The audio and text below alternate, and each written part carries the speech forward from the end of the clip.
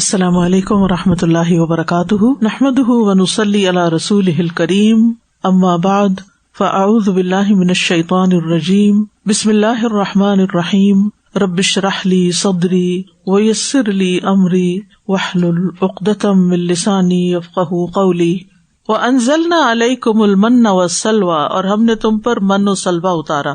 من عربی زبان میں احسان کے لیے بھی آتا ہے لفظ من، ہر قسم کے اس رزق کے لیے ایک جامع نام ہے جو بغیر کسی جدوجہد کے حاصل ہوتا ہو۔ اسی لیے آپ دیکھیں کہ اگر کسی کو مفت میں کوئی چیز مل رہی ہے تو کہتے ہیں من و سلوہ ہے، یعنی تمہاری کسی محنت کے بغیر تمہیں یہ چیز مل رہی ہے۔ اور ایک قول یہ ہے کہ من شہد جیسی کوئی چیز تھی، وہ طلوع فجر سے طلوع شمس تک اترتی تھی ان کے درختوں پر، اور اس میں سے یہ کھا لیتے تھے۔ بعض نے اس سے مراد مشروب لیا ہے، یعنی سلوہ کھانا ہے اور من جو ہے وہ پینے کی چیز تھی۔ کہتے ہیں کہ وہ شہد کی طرح کی تھی، وہ پانی میں مکس کر کے پی لیتے تھے، سافٹ ڈرنک، یعنی کھانے کے ساتھ میٹھا ڈرنک بھی مل جاتا تھا، سویٹ کا کام بھی ہو گیا اور پینے کا بھی ہو گیا۔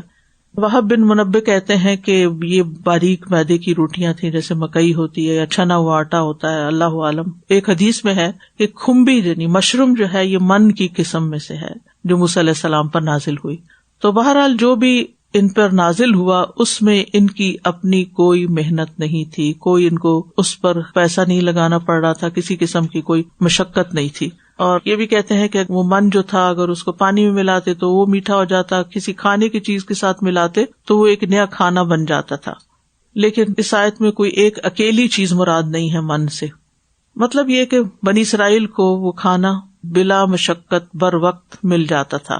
جہاں تک مشرم کی بات ہے تو مشرم کی فضیلت حدیث میں بھی آئی ہے، رسول اللہ صلی اللہ علیہ وسلم نے فرمایا کھمبی یا مشرم اس من میں سے ہے جسے اللہ تعالیٰ نے بنی اسرائیل کے لیے نازل کیا، اور اس کا پانی آنکھوں کے لیے شفا ہے۔ اور سلوہ نرم و نازک پرندہ تھا، اس کو بٹیر کا نام دیا جاتا ہے، یہ اس سے ملتا جلتا کوئی پرندہ تھا، اور اس کا گوشت بہت لذیذ ہوتا ہے۔ لیکن جب یہ من و سلوہ کھاتے کھاتے اکتا گئے تو انہوں نے آسمانی غذا کی بجائے زمینی پیداوار کا مطالبہ کر دیا۔ موسیٰ علیہ السلام نے انہیں سمجھایا بھی کہ جو چیزیں تمہیں بلا مشقت مل رہی ہیں، آسانی سے مل رہی ہیں، بغیر کسی قیمت کے مل رہی ہیں، وہ اس سے بہتر ہے جو تم مانگ رہے ہو، وہ تمہیں مشقت سے ملے گا، اس کے لیے محنت کرنی پڑے گی۔ لیکن جب ان لوگوں نے بہت اصرار کیا تو موسیٰ علیہ السلام نے پھر اللہ سبحانہ تعالیٰ سے دعا کی، تو اللہ تعالیٰ نے بتایا کہ پھر تم کسی شہر میں چلے جاؤ، وہاں جا کر تم یہ سب چیزیں پالو گے۔ لیکن ان کے اس مطالبے پر اللہ تعالیٰ ان سے ناراض ہوئے، لہٰذا اللہ سبحانہ تعالیٰ نے ان پر عذاب نازل کیا، ان پر ذلت اور محتاجی مسلط کر دی۔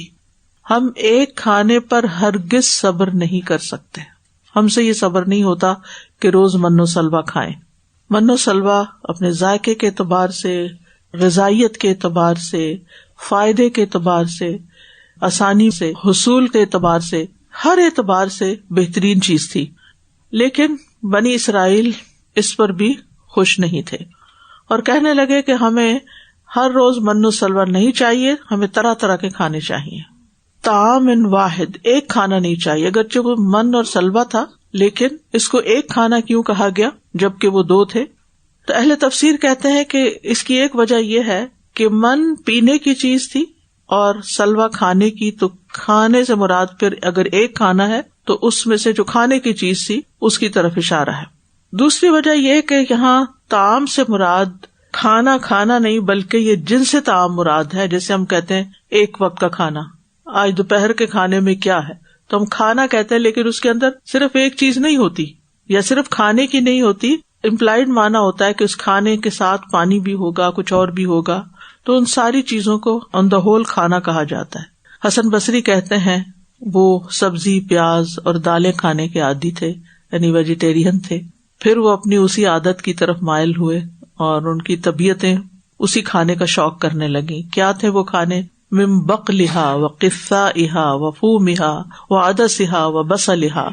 بقل ایسی نباتات کو کہتے ہیں جس کا تنا نہیں ہوتا، یعنی اسٹیم لیس، جیسے پیاز وغیرہ ہوتا ہے نا، تو اگر آپ نے کبھی دیکھا ہو تو پیاز کیسے اگتا ہے؟ اسٹیم پر نہیں اگتا۔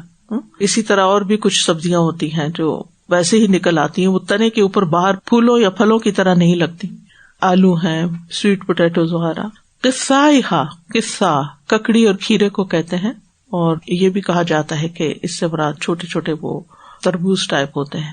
فومہا، فوم تھوم پنجابی میں کہتے ہیں لہسن کو، تو لہسن. عدس مسور کی دال ہے، مشہور ہے. بصلہا، بصل پنجابی میں بصل بھی کہتے ہیں، یعنی پیاز. تو ان چیزوں کا انہوں نے انتخاب کیا. ان کا مطالبہ سن کے موسیٰ علیہ السلام نے کہا کیا تم اعلیٰ کے بدلے ادنا چیز کا انتخاب کر رہے ہو؟ بڑے حیران ہوئے ان کے حال پر. یعنی انہوں نے جو چیزیں مانگی تھی وہ من و سلوہ سے کسی اعتبار سے بھی افضل نہیں تھی، نہ غذائیت کے اعتبار سے، نہ ذائقے کے اعتبار سے، اور اس اعتبار سے بھی کہ وہ اللہ کی نعمتیں تھیں، اللہ کا احسان تھا ان پر. اور عقل مند انسان وہی ہوتا ہے کہ جو اللہ تعالیٰ کے احسان کو یاد رکھتا ہے اور اس کی قدر کرتا ہے. اور پھر یہ کہ یہ خالصتاً حلال تھا، اس پر ان کا کوئی حساب نہیں تھا، آسمان سے نازل ہو رہا تھا، اس میں کسی کا ہاتھ شامل نہیں تھا، کوئی کنٹامینیشن نہیں تھی، کوئی اس میں کسی قسم کے کیمیکلز نہیں تھے ان کے اگانے میں، ان کے. یعنی آج آپ غذاؤں کو دیکھیں تو شاید ہی کوئی غذا واقعی آرگینک آپ کو ملے، تو یہ پیور آرگینک فوڈز تھے جو ان کو کسی بھی ملاوٹ کے بغیر مل رہی تھی. اب ان کو کہا گیا کہ ٹھیک ہے تم یہ سب کچھ کھانا چاہتے ہو تو اہبطوا مصرا، کسی شہر میں چلے جاؤ. اور پھر اسی طرح فقر، ذلت اور مسکنت سے اللہ کی پناہ مانگے. رسول اللہ صلی اللہ علیہ وسلم نے فرمایا اللہ کی پناہ مانگو محتاجی سے، قلت سے اور ذلت سے، ظلم کرنے اور مظلوم ہونے سے. اور اس کے لیے دعا ہے اللہم انی اعوذ بک من الفقر والقلت والذلت واعوذ بک من ان اظلم او اظلم. وآخر دعوانا ان الحمد للہ رب العالمین.